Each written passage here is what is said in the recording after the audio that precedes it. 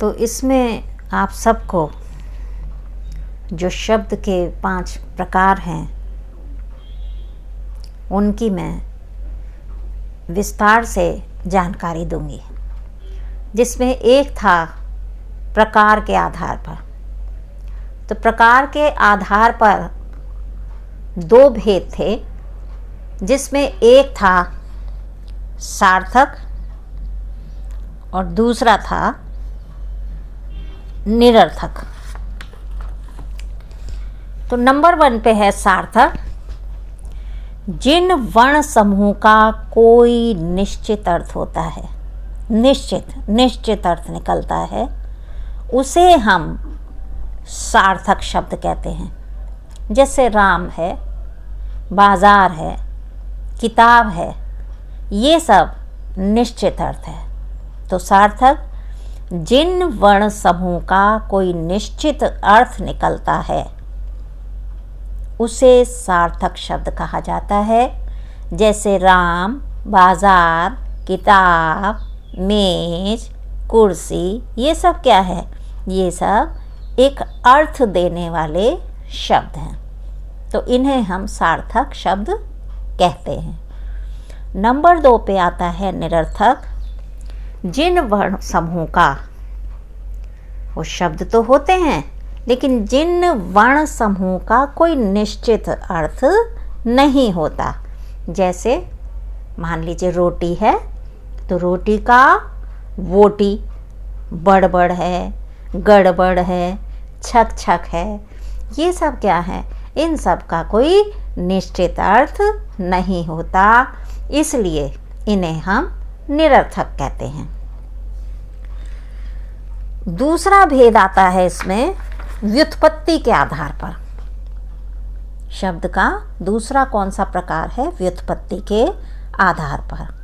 तो इसके भी हमने 3 भेद बताए थे। इसमें सबसे पहला है रूढ़ शब्द, नंबर 2 है यौगिक शब्द और नंबर 3 पर आता है इसमें योग रूढ़।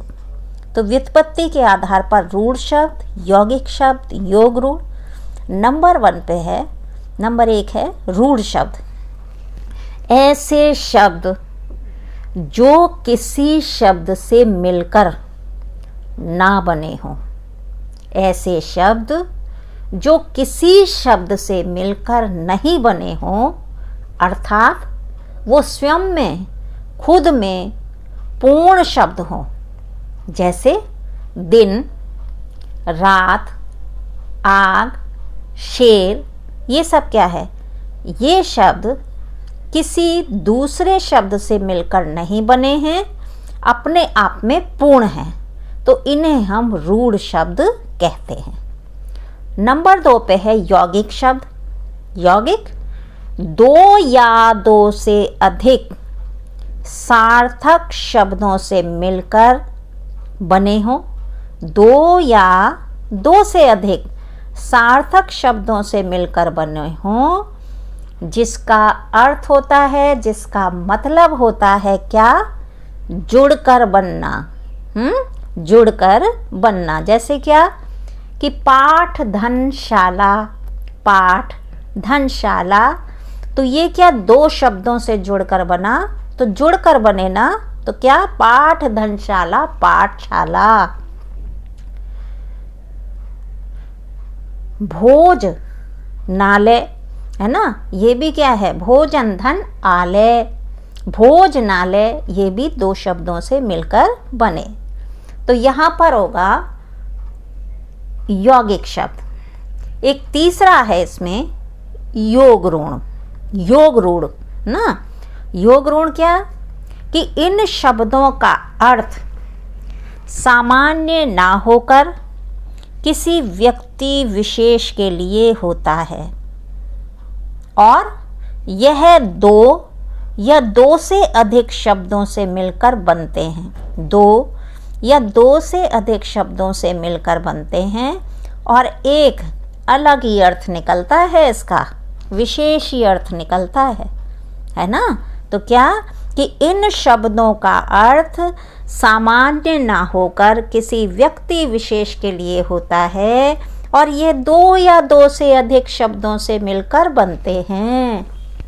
जैसे लंबोदर, लंबोदर, लंबे उदर वाला, लंबे उदर वाला कौन? गणेश जी।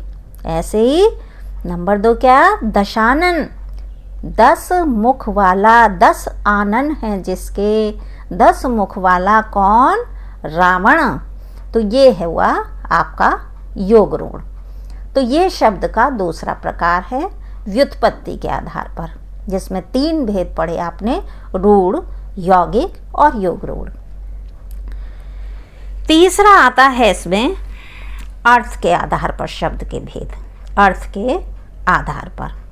तो अर्थ के आधार पर शब्द के भेद हैं। नंबर 1 है पर्यायवाची या समानार्थी। पर्यायवाची और समानार्थी क्या?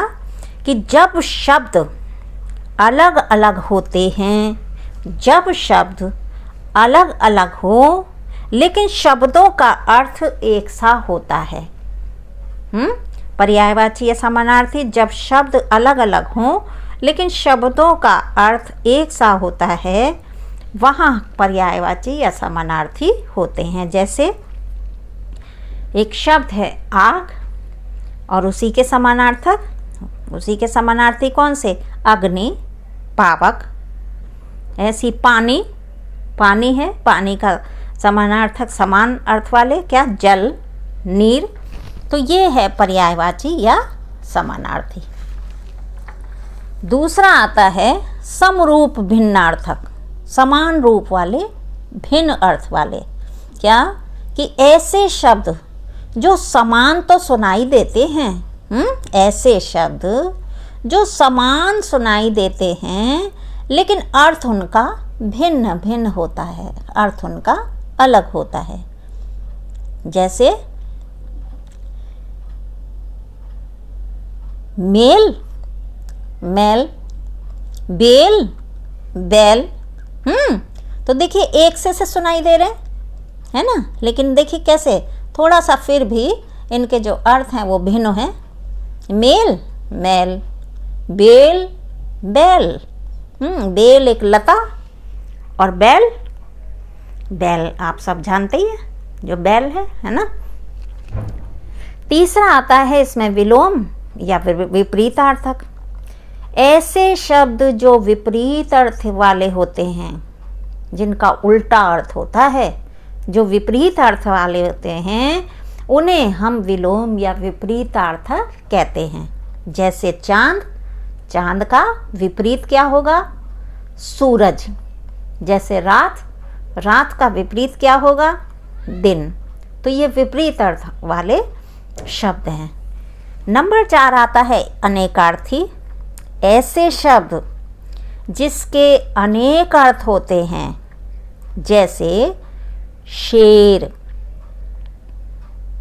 और शेर के 2 अर्थ क्या? जानवर है, या शायरी भी जिसे कहते हैं। शेर, एक शेर का अर्थ है जानवर और दूसरा क्या? शायरी, शेर सुनाइए। और दूसरा है हार, हार का एक अर्थ है पराजय और दूसरा है पहनने वाला हार। तो ये क्या है? अनेकार्थी। ऐसे शब्द जिसके अनेक अर्थ होते हैं, शब्द एक लेकिन अर्थ कितने? अनेक हों, एक से अधिक हों। नंबर 5 अनेक शब्द के लिए एक शब्द, अनेक शब्दों के लिए एक शब्द। तो जब एक शब्द से पूरे वाक्य में अर्थ पता चलता है, जब एक शब्द से पूरे वाक्य में अर्थ पता चले, जैसे जिसके माता पिता ना हो अनाथ, जिसके माता पिता ना हो अनाथ, जो खंडित नहीं हो सकता उसे क्या कहते हैं? अखंड। तो अनाथ का क्या अर्थ हुआ? जिसके माता पिता नहीं होते। अखंड जिसको खंडित, जिसको विभाजित नहीं किया जा सकता। तो ये अनेक शब्दों के लिए एक शब्द है। नंबर 6 पे आता है एकार्थक। ऐसे शब्द जो एक अर्थ वाले होते हैं, ऐसे शब्द जो एक अर्थ वाले होते हैं, जैसे क्या कि नंबर 1 पे जैसे पाप है, अपराध है, पाप अपराध एक सही तो अर्थ है ना। दूसरा क्या है, गलत, और गलत के साथ और क्या बता सकते हैं, गैर कानूनी। तो ऐसे शब्द हैं जिनका अर्थ एक ही निकलता है। तो आज मैंने शब्द के 2-3 भागों के बारे में जानकारी दी, और कल आपको जो शेष बचे हैं शब्द के प्रकार, उनके बारे में मैं आपको जानकारी दूंगी। धन्यवाद। आप सभी को यदि मेरा ये चैनल पसंद आ रहा है तो ज़्यादा से ज़्यादा लाइक कीजिए, कमेंट कीजिए और सब्सक्राइब भी कीजिए। धन्यवाद।